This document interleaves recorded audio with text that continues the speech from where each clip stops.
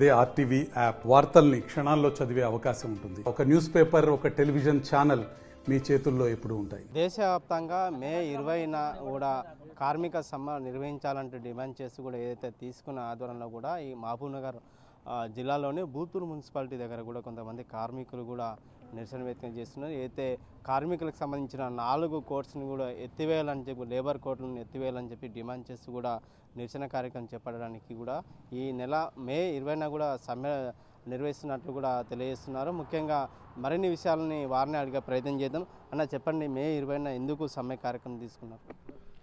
దేశవ్యాప్తంగా మే 20 తారీఖు సమ్మె చేయాలని మార్చి 18 తారీఖు ఢిల్లీలో ఆల్ ట్రేడ్ యూనియన్ల సమావేశం జరిగి అందులో నిర్ణయించడం జరిగింది.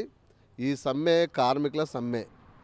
ఎందుకొరకు కార్మికుల సమ్మె అంటే, కేంద్ర బీజేపీ ప్రభుత్వం 4 లేబర్ కోడ్లు తెచ్చి 29 కార్మిక చట్టాలను రద్దు చేసి 4 లేబర్ కోడ్లు తెచ్చింది. ఇందులో చాలా దుర్మార్గం అనేటువంటిది అంటే, బ్రిటిష్ వాడు ఇచ్చినటువంటి సంఘం పెట్టుకునే హక్కు, సమ్మె చేసే హక్కు, పోరాటం చేసే హక్కు, బేరసారాలు చేసేటువంటి హక్కు బ్రిటిష్ ప్రభుత్వం కల్పించింది. మరి బ్రిటిష్ ప్రభుత్వం అంటే పరాయి దేశం యొక్క ప్రభుత్వం కల్పించినటువంటి హక్కులను స్వదేశంలో స్వదేశీ నినాదంతో అధికారంలోకి వచ్చే బీజేపీ ప్రభుత్వం కనీస వేతనాల చట్టాన్ని నిర్వీర్యం చేస్తూ ఉంది, సమ్మె హక్కు లేకుండా చేస్తూ ఉంది, పోరాడే హక్కు నిర్వీర్యం చేస్తూ ఉంది. సమ్మెలు చేయొద్దు, బందులు చేయొద్దు, మొత్తం వెట్టి చాకరీ చేసే రకంగా ఈ చట్టాలను తీసుకురావడం అనేది జరిగింది.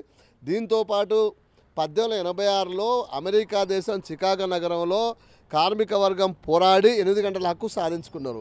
ఈరోజు బీజేపీ ప్రభుత్వం 8 గంటల పనిని 12 గంటలు 14 గంటలు పెంచింది.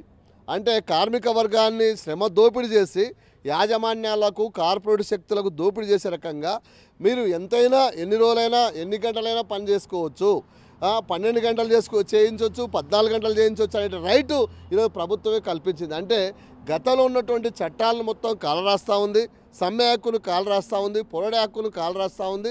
చివరికి 8 గంటల పని కూడా తీసేసే రకంగా ఈ ప్రభుత్వం తీసుకురావడం జరిగింది. ఇదే కాకుండా దుర్మార్గం ఏంటంటే, ఈరోజు కొందరు పెట్టుబడిదారులు మాట్లాడుతున్నారు. ఇన్ఫోసిస్ చైర్మన్ నారాయణమూర్తి ఏం మాట్లాడుతున్నారు అంటే, వారానికి 70 గంటలు పనిచేయాలంటున్నాడు. అరే, వారానికి 70 గంటలు ఎట్లా పనిచేయాలి కార్మికుడు? ఇప్పుడు పెరిగినటువంటి టెక్నాలజీ, పెరిగినటువంటి నూతన విధానాల వల్ల ఈరోజు కార్మికుడు శ్రమయే కాకుండా మానసికమైన ఒత్తిడికి గురవుతూ ఉన్నాడు. అంటే కొన్ని దేశాల్లో రోజుకు 8 గంటలు కాదు 7 గంటలకే పని తగ్గించాలని పెద్ద ఎత్తున కార్మిక వర్గం పోరాడుతూ ఉంది. 7 గంటల పని అమల్లో కొన్ని దేశాల్లో వచ్చింది. కానీ భారతదేశంలో ఈరోజు ఇంకో ఆయన మాట్లాడుతూ ఉన్నాడు. ఎల్ఎన్టీ కంపెనీ చైర్మన్ సుబ్రహ్మణ్య స్వామి వారానికి 90 గంటలు పనిచేయాలంట. 90 గంటలు అంటే ఈ కార్మికులు 8 గంటలు పనిచేసి ఏం చేస్తూ ఉన్నారు? పోయి ఇండ్ల కాడ ఆడోళ్ళ వాళ్ళ భార్యల ముఖాలు చూసుకుంటూ ఎందుకు కూర్చుంటారు అని చెప్పేసి ఇట్లా వ్యంగ్యంగా, అంటే మహిళలను కూడా ఓ రకంగా వ్యంగ్యంగా మాట్లాడడం, అంటే మహిళలను కూడా ఇబ్బంది పెట్టే రకంగా, మహిళలను కూడా ఓ రకంగా వాళ్ళను వ్యంగ్య మాటలతో 90 గంటలు పనిచేయాలి. కాబట్టి 8 గంటలు పనిచేయడం అంటే ఇండ్ల కాడ పోయి ఆడవాళ్ళ ముఖం చూసుకుంటా కార్మికులు ఉన్నారు అనే పద్ధతుల్లో మాట్లాడడం అంటే ఇది దుర్గారమైన చర్య. కాబట్టి పెట్టుబడిదారులు ఏం కోరుకుంటే, ఎప్పుడైనా ఏ పెట్టుబడిదారైనా వాళ్ళ యొక్క ఉత్పత్తి పెరగడానికి ఎక్కువ గంటలు పనిచేయాలని కోరుకుంటారు. మరి ప్రభుత్వం ఎందుకన్నా కొంచెం ఓటేసుకునే ప్రభుత్వం 8 గంటల పని సాధించుకునే పని 8 గంటల పని అమలు చేసే రకంగా ఉండాలి. ఈరోజు ప్రైవేటు పరిశ్రమల్లో, హాస్పిటల్లో, తదితర కంపెనీలో ఈరోజు 12-14 గంటలు అమలు చేస్తూ ఉన్నారు. ఇది ఎక్కడో దుర్మార్గం చర్య. కాబట్టి పని గంటలు తగ్గించాలి, 8 గంటలే ఉండాలి, కనీస వేతనం 26,000 ఇవ్వాలి. ఈ యొక్క డైల్ వేజ్, కాంట్రాక్టు, అవుట్సోర్సింగ్ దాన్ని రద్దు చేసి పర్మనెంట్ సిస్టంలోనే ఉండాలి, ఉద్యోగ భద్రత ఉండాలి, పిఎఫ్, ఈఎస్ఐ, బోనస్, గ్రాట్యుటీ, ఇవన్నీ పెన్షన్ గ్యారంటీ ఇవ్వాలని చెప్పేసి సమ్మె జరగబోతూ ఉంది. కాబట్టి దేశభక్తితోనే సమ్మె. ఈ సమ్మె కార్మిక వర్గం చాలా ప్రమాదకరమైన విధానాలకు వ్యతిరేకంగా జరుగుతున్న సమ్మె. ఈ రకంగా చెప్పాలంటే మోడీ విధానాలకు ప్రతిఘటనగా ఈ సమ్మె జరగబోతూ ఉంది. కాబట్టి మోడీ గారు ఈరోజు దేశంలో అది చేసినా ఇది చేసినా అని చెప్తా ఉన్నాడు. ధరలు విపరీతంగా పెరిగినాయి, జిఎస్టీ పేరుతో దోపిడీ చేస్తూ ఉన్నాడు. చివరి కార్మిక వర్గానికి వాళ్ళ శ్రమ వాళ్ళకి దక్కే రకంగా లేదు. ఇంకో రకంగా చెప్పాలంటే మున్సిపల్, గ్రామ పంచాయతీ, సేవా రంగాలు, కానీ వీళ్ళకి శ్రమ ఉదయం 5 గంటల నుంచి ఈరోజు 12 గంటలు చేయాలంటే వంగి పనిచేయడము, వాళ్ళ శ్రమ వంచి పనిచేయడం అంటే దుర్మార్గమైన చర్య. కాబట్టి ఈ సేవా రంగాల్లో కూడా 8 గంటల పనే ఉండాలి. అట్లాగే ప్రభుత్వ రంగంలో పనిచేసేటువంటి బ్యాంకింగ్ కానీ లేదా పబ్లిక్ సెక్టర్లో పనిచేసేటువంటి కార్మిక వర్గానికి ఈరోజు అనేక రకాలైనటువంటి హక్కులు కల్పించాల్సిన అవసరం ఉంది. కాబట్టి ప్రభుత్వమే ఈరోజు ఈ రకంగా దుర్మార్గమైన చట్టాలు తీసుకొస్తుంది. కాబట్టి దీనికి వ్యతిరేకంగా సమ్మెకు కార్మికులు సిద్ధమవుతా ఉన్నారు. ఈరోజు కలెక్టర్ గారికి ఇచ్చినాం, ఇక్కడ బూత్పూర్ మున్సిపల్ కమిషనర్ నూరుల్లా హసన్ గారికి ఇవ్వడం అనేది జరిగింది. కాబట్టి మేము ఒకటే విజ్ఞప్తి చేస్తూ ఉన్నాం, ఈ ప్రభుత్వాలకు ఈ యొక్క ప్రమాదకరమైన చట్టాలు 4 లేబర్ కోడ్లను వెనక్కి తీసుకోవాలి, 8 గంటల పనిని అమలు చేయాలి, కనీస వేతనాల ప్రకారం ప్రతి కార్మికుడికి 26,000 వేతనము, PF, ESI, bonus, pension guarantee భద్రత అనేది కార్మిక వర్గాన్ని కల్పించాలని మేము ప్రభుత్వాన్ని డిమాండ్ చేస్తాము. లేని పక్షంలో రేపు ఒక హెచ్చరిక మాత్రం 20 తారీఖు జరిగే సమ్మె హెచ్చరిక, ఆ తర్వాత కంటిన్యూ సమ్మె. ఈరోజు మున్సిపల్ వర్కర్ల జీతాలు పెడితే కంటిన్యూ సమ్మె పోతారు, గ్రామ పంచాయతీ వర్కర్లు ఆల్రెడీ 19వ తారీఖు కంటిన్యూ సమ్మె పోతా ఉన్నారు.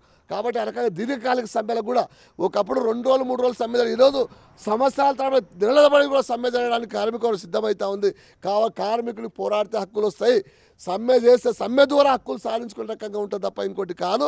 కాబట్టి ఈ సమ్మె ద్వారా మోడీ మెడలు వంచడానికి, మోడీ తీసుకొచ్చిన లేబర్ కోడ్లను వెనక్కి తీసుకునే రకంగా ఈ పోరాటం ఉంటుందని చెప్పేసి అట్లా సమస్త కార్మికులు ఈ సమ్మెకు సిద్ధం కావాలని చెప్పేసి సిఐటి మహబూబ్నగర్ జిల్లా కమిటీ జిల్లా కార్యదర్శిగా నేను నల్లవేలి కురుమూర్తిగా నేను సమస్త కార్మిక వర్గానికి విజ్ఞప్తి చేస్తూ ఉన్నాను. ముఖ్యంగా గ్రామ పంచాయతీ మల్టీపర్పస్ పనిచేసిన వర్కర్స్ కూడా కనీసం గత 5 నెలలకెళ్ళి కూడా జీతాలు రాలేని పరిస్థితి ఎట్లా చూస్తుంది? ఒకటి, రాష్ట్ర వ్యాప్తంగానే గ్రామ పంచాయతీల్లో గ్రాంట్లు లేవు, డబ్బులు లేవు అని చెప్పేసి గ్రామ పంచాయతీ సమృద్ధిగా జీతాలు ఇవ్వాలనేటువంటిది విధానం ఉండేది. ఇప్పుడు ప్రభుత్వమే డైరెక్ట్గా జీతాలు ఇస్తామని ఒప్పుకున్నది. ఈ జీతాలు కూడా ఒక 2 నెలలు మాత్రం ఈ జిల్లాలో పెండింగ్ ఉన్నాయి, రాష్ట్రం మొత్తంగా 5-6 నెలలు పెండింగ్లో ఉన్నాయి. అవి మొత్తం విడుదల చేస్తామని ప్రభుత్వం హామీ ఇచ్చింది. గ్రామ పంచాయతీ వర్కర్లకు మల్టీపర్పస్ విధానం తీసుకొస్తామని, అట్లాగే గ్రామ పంచాయతీ వర్కర్లను గ్రామ పంచాయతీ ఉద్యోగులకు గుర్తిస్తామని ప్రభుత్వం హామీ ఇచ్చింది.